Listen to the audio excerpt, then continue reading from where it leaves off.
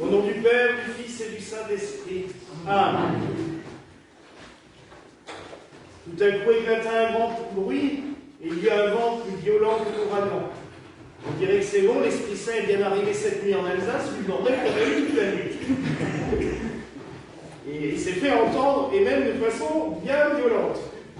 Mais j'avoue que du coup j'y ai pensé, ne pouvant pas dormir, et je me suis dit, ben, c'est déjà impressionnant quand on sait que ça va arriver et qu'on est couché tranquillement dans son lit, mais imaginez, c'est les 12 bonhommes, c'était peut-être plus parce qu'il devait y avoir des disciples avec eux, et Marie et les saintes femmes aussi, puisque on nous dit qu'elles persévèrent dans la prière avec les 12 apôtres. Mais imaginez ces gens assis, tranquillement, dans le cénacle, partageant le repas, priant, et tout à coup ils se retrouvent avec un orage violent et une tempête en plein milieu de la pièce. On aurait l'air faim, nous. Et en plus, tout d'un coup, des flammes qui se mettent à virevolter un peu partout. Il y a de quoi être sidéré, choqué, perturbé. Et en plus, pour couronner le tout, ils sortent dans la rue. Et qu'est-ce qui se passe? Ils se mettent à parler dans toutes les langues possibles et inimaginables. Je ne vais pas refaire la liste, elle a été admirablement dite par maman, qui adore cette lecture tous les ans avec la récitation de ces 17 peuples. En fait, c'est très symbolique cette récitation des 17 peuples, parce qu'à l'époque, on estimait que le nombre 17 multiplié par lui-même, 153, était le nombre de peuples et de langues connus au monde.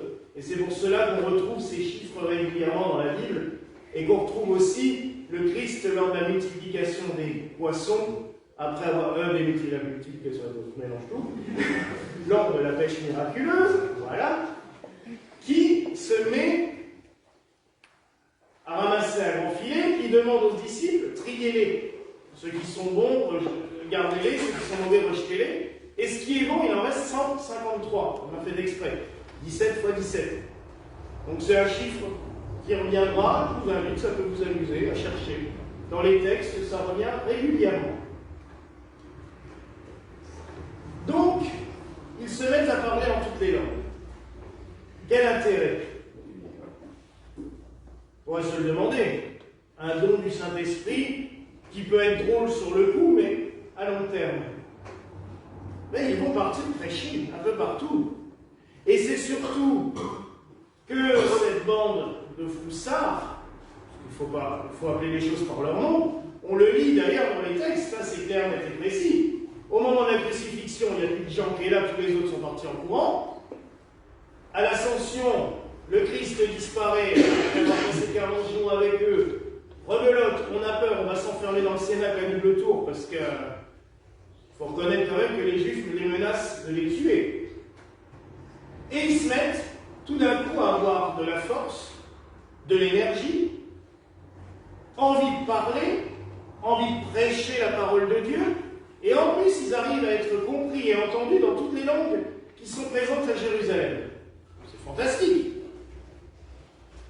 Mais qu'est-ce que fait tout ce monde-là à Jérusalem? Ils font la même chose que ce qui fait que vous avez tous eu un peu de mal à stationner ce matin. Ils se réunissent pour la Pentecôte. Et comme notre frère juif, juste à côté, célèbre le Shavuot exactement à la même date que nous cette année, c'est pour ça qu'ils étaient tous réunis à Jérusalem. Les Juifs célèbrent à Shavuot le don de la Torah, le don de la parole de Dieu sur le mont Sinaï. Ils fêtent aussi les récoltes à ce moment-là. En fait, en Israël, les récoltes commencent plutôt que chez nous, vu le temps. Ils célèbrent le don de la Torah, et je trouve ça très beau que le Seigneur nous ait envoyé son Esprit Saint ce jour-là. La parole de Dieu, on en a déjà parlé souvent ici, c'est la plus belle des choses qui existent. Mais, ça peut être la pire des armes. Quand on coupe des petits bouts. On en parle souvent, quand ceux qui sortent des tout petits bouts de passage et ils vous balancent ça dans les dents comme des pierres, C'est d'ailleurs ce qui justifiait la lapidation, hein. Ah, on balance des cailloux. Alors qu'avec l'Esprit Saint, justement, le Seigneur nous a envoyé, je dirais pas un traducteur automatique, mais c'est presque ça. Parce que grâce à l'Esprit Saint, on arrive à lire les Saints Évangiles, à lire la parole de Dieu en général, mais à les interpréter avec les yeux du Christ, avec la pensée du Christ et avec son amour. Tiens, ça nous rappelle quelque chose, ces phrases-là, non? La clergé, j'espère que vous allez dire oui, parce que sinon ça va m'inquiéter. Notre vœu de miséricorde. Je pense que nous ne pouvons être miséricordieux comme le Christ que si nous l'imitons à la perfection. Pas de raison pour aller se faire crucifier non plus. Mais on se fait crucifier tous les jours par des remarques, par des bêtises, par des réflexions qu'on nous fait. On les a hein, régulièrement, les petites souffrances. Mais si on arrive à faire tout ça, parler, prêcher, tout simplement affirmer qu'on est chrétien, ce qui n'est pas toujours évident. Je vous rappelle encore qu'il y a beaucoup de pays où on se fait persécuter pour cela. Et hier, le Père Glenn nous rappelait des martyrs. Martyrs, c'est témoins.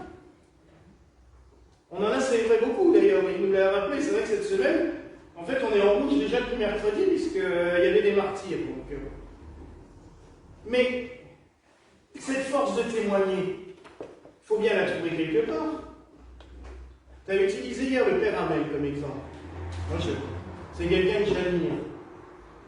85 ans, vous ne croyez pas qu'il aurait pu aller se planquer ou aller se planquer derrière quelqu'un? Non. Il a continué à célébrer sa messe et il est resté derrière l'autel, debout, jusqu'à la mort. Je suis désolé, c'est pas naturel, c'est pas humain. L'humain, il part en courant, les réflexes. Mais il avait cette force de l'Esprit Saint. Cette force qu'il a reçue à son baptême. Cette force qu'il a reçue à sa confirmation. Hier soir, on a beaucoup rappelé dans la vigile de Pentecôte le sacrement du baptême et de la confirmation. Et toutes les prophéties nous ont expliqué à quel point l'Esprit Saint, c'est quelque chose de puissant. Nous le recevons à notre baptême. Nous le recevons, il nous est confirmé à notre confirmation, ou chrismation, dans d'autres traditions. Il est renforcé en nous à chaque Eucharistie. Je vous rappelle ces belles paroles de la grande liturgie gallicane, celle qui dure 2 heures, que généralement vous appréciez. Ces paroles qui nous disent que cette communion soit communication de ton Saint-Esprit. Oui, mes frères et sœurs, à chaque fois que nous recevons l'Eucharistie, l'Esprit Saint est ravivé en nous. Ça nous donne de l'énergie et de la force pour que cette flamme ne soit plus une petite veilleuse dans un coin, mais un brasier ardent. Un brasier ardent qui nous donne cette force d'aller parler, d'aller prêcher. Ce brasier ardent qui nous inspire. Parce que faut arriver à parler de ça. Petit rappel, j'étais un timide maladif jusqu'à l'âge de 20 ans. Ça a changé. Mais je me souviens toujours de mon père, quand il me déposait au lycée, qui à travers le parking ouvrait sa fenêtre et il hurlait « Mais lève la tête, bon sang !» Parce que je marchais courbé et en courant pour aller au lycée pour que surtout on ne voit pas, je sois le plus distrait possible. Et c'est là qu'on a senti la force, au fur et à mesure des ordinations, des ordres mineurs pour soi, puis des ordres majeurs. Tout d'un coup, c'est venu tout seul. Et on a eu un bel exemple avec notre regrettée mère Elisabeth. Je pense à elle aujourd'hui parce que tous les ans, elle tenait toujours à offrir les roses pour la Pentecôte. C'était son truc. Tous les ans, 15 jours avant, elle me disait « Tu n'oublies pas de passer » quand elle ne pouvait pas venir ici, puisqu'elle était déjà malade. tu n'oublies pas de passer à la maison chercher des sous pour acheter les roses. Elle y tenait. Donc je pense vraiment particulièrement à elle aujourd'hui. Mais toute sa vie, on lui a dit, t'es capable de rien. Toute sa vie, on lui a sorti ça. C'est vrai, quand on a commencé sa préparation pour les ordres, elle était paniquée partout. Et je me souviens la première fois quand elle a été diacre, que je lui ai dit, bon, mais jeudi soir, c'est toi qui prêches pendant les vêpres. J'étais gentil, je ne l'ai pas fait prêcher pendant la messe du dimanche. Je lui ai juste dit les vêpres du jeudi. Elle a eu peur. J'ai dit, mais tu dis, c'est pas grave. Tu dis ce que tu as sur le cœur. Ça a été tout doucement, petit à petit. Au début, c'était 2 phrases. Puis la semaine suivante, 3 ou 4. Et après, elle a commencé à prendre de l'aise. Et même, pour parler vis-à-vis des gens, nombre d'entre vous sont allés se confier à elle. Et elle a arrivé à trouver les mots. Alors que bon, souvent, elle n'était pas diplomate, hein, on l'a tous connu, son caractère n'était pas la diplomatie en premier. Mais, quand elle était en tant que prêtre et qu'on allait se confier à elle, elle savait exactement quoi vous dire au bon moment. Et alors là, même à moi, hein, ça a été ma confidente pendant bien longtemps. Même à des fois 3h, 4h du matin. On pouvait l'appeler à n'importe quelle heure. Elle allait être décrochée. Elle ne dormait jamais. Et là, j'ai vraiment ressenti et compris la force de l'Esprit Saint. Il avait fait un travail en elle phénoménal. Mais comme il a fait un travail en chacun de nous, on l'a tous déjà expérimenté. Et comme il le fait en chacun de vous, nous l'avons invoqué tout à l'heure, avec cette belle prière de la liturgie gallicale Saint Jean Cassien, un des tout premiers missionnaires à avoir évangélisé notre pays. Il venait d'Égypte, il nous a apporté le monachisme, il nous a apporté plein de choses.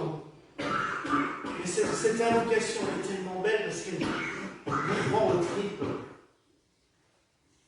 Que l'Esprit Saint descende en chacun de nous, qu'il nous fortifie, qu'il nous féconde, qu'il nous donne cette force. J'ai utilisé l'exemple de la Vierge Marie cette semaine parce qu'elle est aussi un bel exemple de l'action de l'Esprit Saint. Bon, on va vous faire rire, mais comme je l'avais précisé, ça ne veut pas dire qu'on va tous avoir l'enfant Jésus devant nous. Hein. Mais nous avons toutes et tous Jésus en nous, d'une manière différente. Mais grâce à l'Esprit Saint, on peut le ressentir. On peut le comprendre. On peut l'entendre nous parler. On peut vivre avec lui. Parce que c'est ça le principe. Vivre avec le Christ. Par lui, c'est lui qui nous guide. Avec lui. Et comme le dit la doxologie de la messe, et en lui. Tout ce que nous sommes appelés à faire, c'est à nous unir à lui. Et je dirais que le meilleur ciment, la meilleure colle pour que nous puissions être unis au Christ et ne jamais nous en détacher, c'est l'Esprit Saint. C'est cette force d'amour qui unit d'ailleurs le Christ à son Père. Il le dit à plusieurs reprises. Mon Père et moi ne formons qu'un dans l'Esprit Saint. Nous aussi, nous sommes appelés à ne plus former qu'un avec Dieu. Et c'est la force de l'Esprit Saint qui nous y aide. Alors oui, mes frères et sœurs, en ce jour, demandons au Seigneur vraiment de nous envoyer son Esprit Saint, de nous envoyer ces 7 dons sacrés. La Ménorah nous symbolise les 7 dons du Saint-Esprit. Et si nous élevons l'Évangile derrière elle, ce n'est pas pour rien. Pour que l'Esprit de Dieu nous éclaire la lettre, la parole. La semaine dernière, nous avons soufflé le cierge pascal, le jour de l'Ascension. Sa présence physique, la présence physique du Christ a disparu à nos yeux, comme elle a disparu aux yeux des disciples. Mais Dieu est présent par son Esprit Saint, au milieu de nous, en chacun de nous.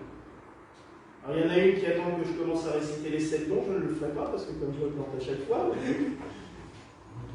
J'ai un problème de mémoire sur ces choses-là, j'arrive jamais à faire une liste complète. Donc. Après, je vous dirai bien un truc. On a invoqué l'esprit de sagesse dans le graduel que Père Glenn a chanté avec nous.